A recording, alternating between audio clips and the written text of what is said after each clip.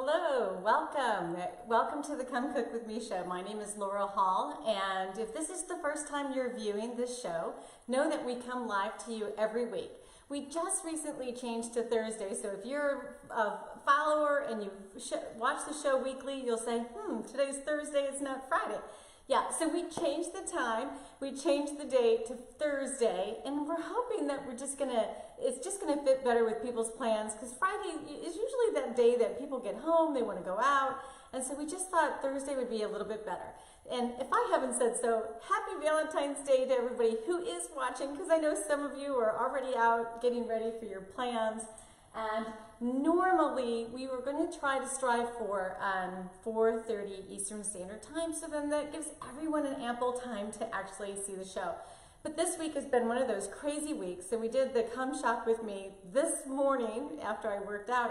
I got all the ingredients, kind of showed you what we're going to be doing, and I shared with you on that Come Shop With Me in the grocery store that we had to, my Valentine asked me to help him with an errand, so we're a little bit late of getting started with the show, but that's okay. I know that a lot of you you're going to be catching the replay anyway, but it doesn't matter when you watch the show. Please make sure you hit some stars or some love, some hearts, and ask questions, say hello, who you are, where you're from in our community. We love to do that. We just kind of build community that way. And then there's that little share button that you can go ahead and hit share and just share the love of the show. Share it with your personal page, on your personal wall. Share it with your favorite cooking place, your favorite recipe exchange. I just love to share the love.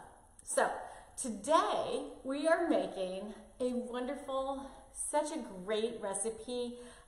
It's a dessert. We're starting to channel into some desserts. It's so fitting to be a dessert today since it is Valentine's Day.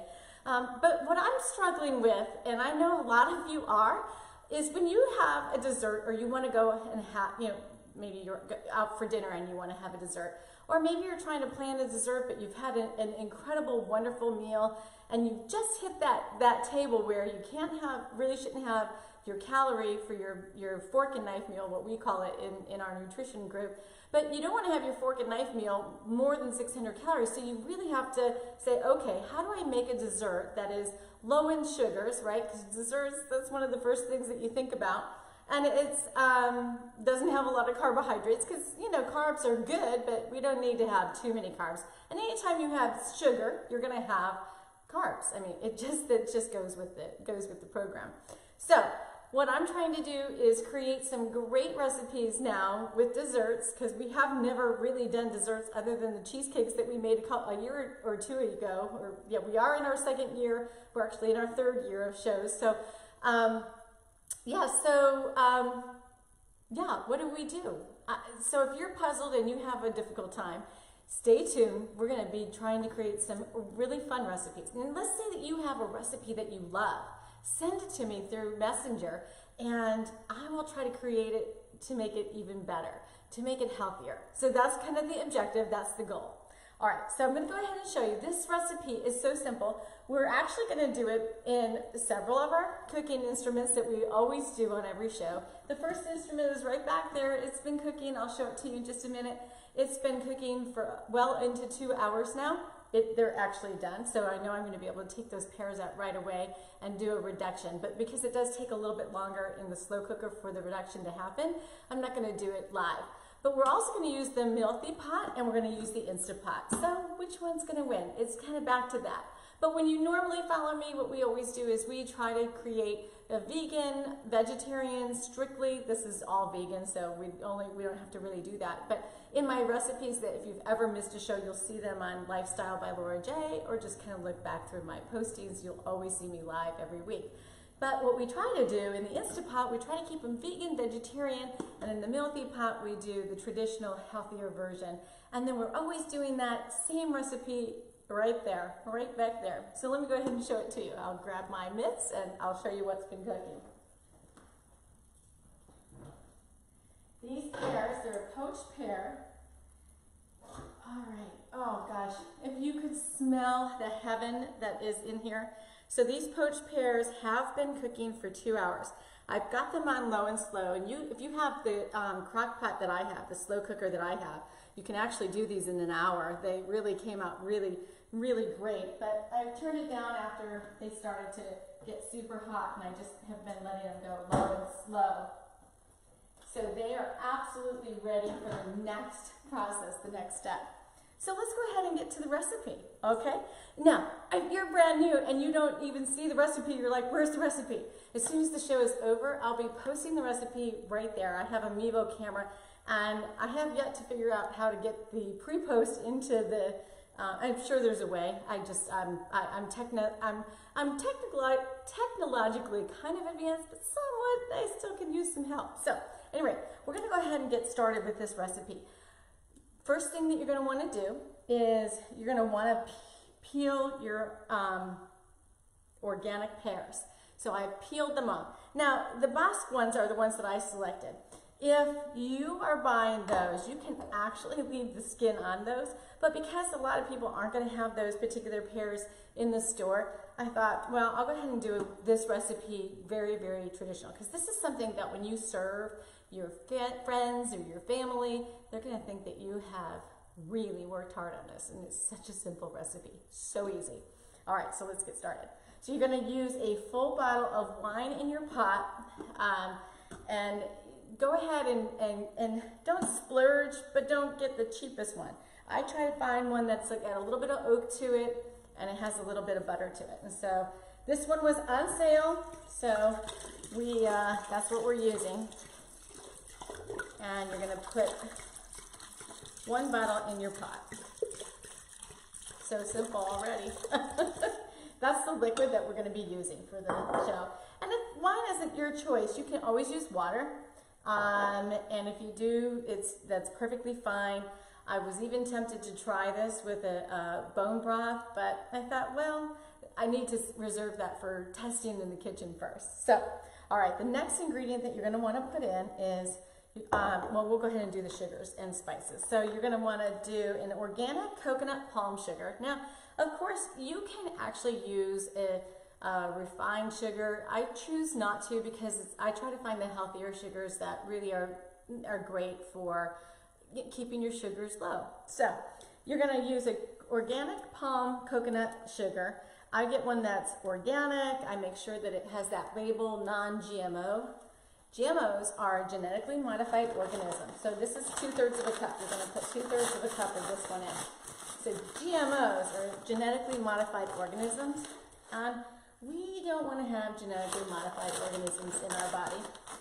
So I always look for organic. I always look for non-GMO whenever possible. And that should be something that you should always strive for. Okay, so we have 2/3 of a cup of that. Then we actually have, I found a new product today in the store. I hadn't tried this one before. It's a whole earth stevia leaf, and stevia is what you want to actually cook with. But it also has some monk fruit in it. So, and I looked at it and looked at the ingredients. There's nothing artificial, so I loved it. It's also non-GMO. So I'm giving that a try. And with this one, it didn't come in a full thing, so I actually had to peel open 24 packets. So, just crazy. So that happens to be these particular ones, and I have a 1/4 of a cup of each. So I'm just going to go ahead and pour those in.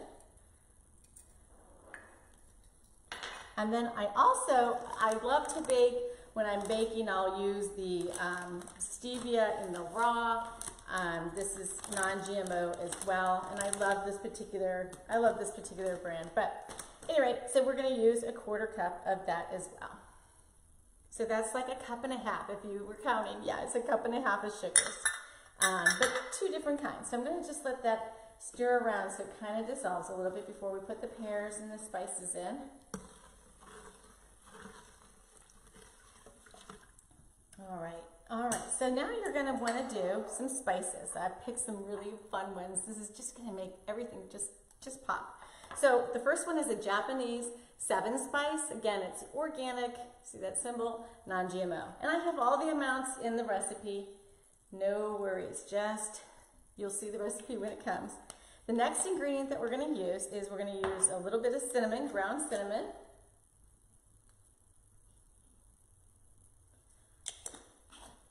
those pears just smell heavenly. And we're going to use 6 cloves, whole cloves. 1, 2, well, you're going to strain this all when it's all completed. So, and again, interesting enough, these are non-GMO. I love them.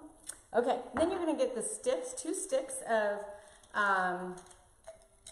cinnamon.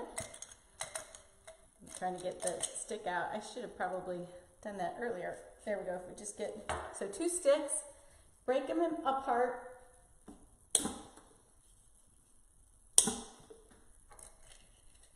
Pretty stiff sticks. There we go. All right. And then we're going to use this Chinese 5-spice. Okay.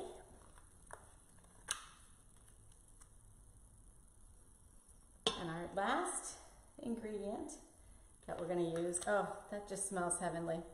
Last ingredient we're going to use, we're going to do a whole bean of vanilla in each of the pots. So I'm going to split the whole bean in half.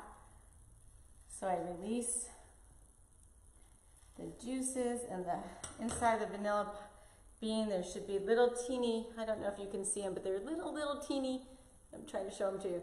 They're little teeny vanilla pods, or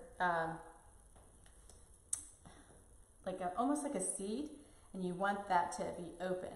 If you slice it right down the middle, those will release when they're cooking, and it just adds such a huge dynamic to the sauce that you're going to be making. And then I took 2 Meyer lemons and I've sliced them. Now, if you don't have Meyer lemons yet, you can actually use regular lemons too. I just love the Meyer lemons. They just have a beautiful flavor between, so halfway between an orange and a lemon. So I actually like that. I prefer Meyer lemons whenever they're in the stores, and they happen to be in the stores now, at least our stores. So I hope they're getting close to you as well. All right, so I've got 4 pears.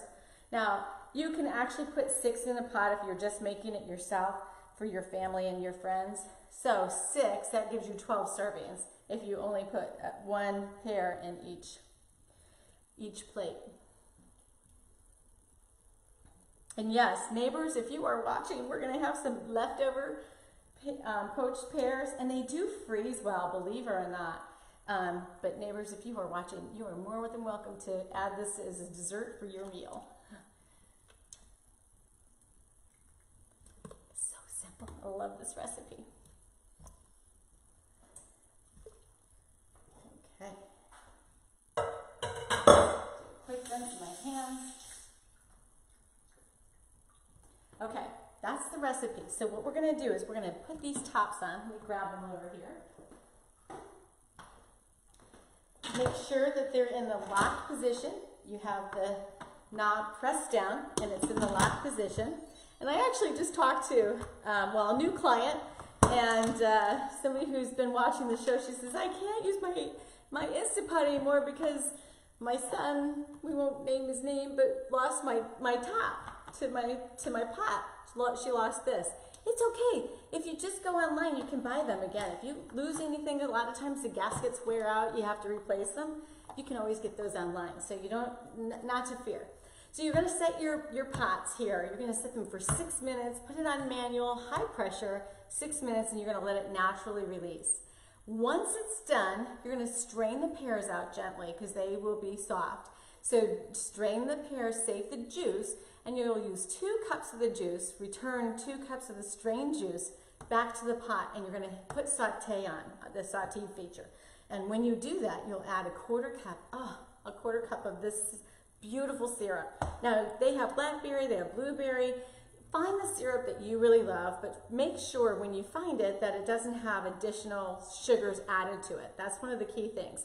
So you want to get I picked a blueberry syrup. You can pick any kind of syrup that you like. Even if you just get a regular syrup, you're going to use just like a quarter cup, right? Okay, because you're going to reduce on sauté, you're going to reduce that 2 cups of liquid with that quarter cup of syrup. Really get it reduced in half. And that's what you're going to drizzle over the top of your pears, your poached pears. And people who come for dinner are just going to think that you slaved in the kitchen just to make these beautiful, wonderful treats that are super low in sugar, super low in, it's just a really great healthy treat if you're gonna make a treat for anyone in your family. And that's it, that's the recipe, that's how simple it is. I'd love to hear from you some of the recipes that you absolutely love. If you want me to help make that a little bit healthier, I'd be happy to do that. We're in the search for healthy recipes for special treats, for special desserts and sweets. Sometimes you get that sweet tooth, so please feel free to message me. Don't forget to say hello, who you are, where you're from. Happy Valentine's Day. If you're going out with the masses, please drive safely and share the love of your life with just a great evening. And those of you who are sitting home and you had Galentine, which I just think that's a wonderful thing. And Galentine is like if you don't have a significant other and you go out with your friends, you're just having a great time with each other. So if you don't have that and you're sitting home with us today and you're cooking with us, happy Valentine's Day to you. Let me know, or let you know, that I love you very much, and I hope that you have a great rest of your week and into the weekend. We'll see you next Thursday at 4:30 live, and who knows who we'll have. Maybe we'll have a special guest on the show. We'll see you then. All right. Have a great day, everybody.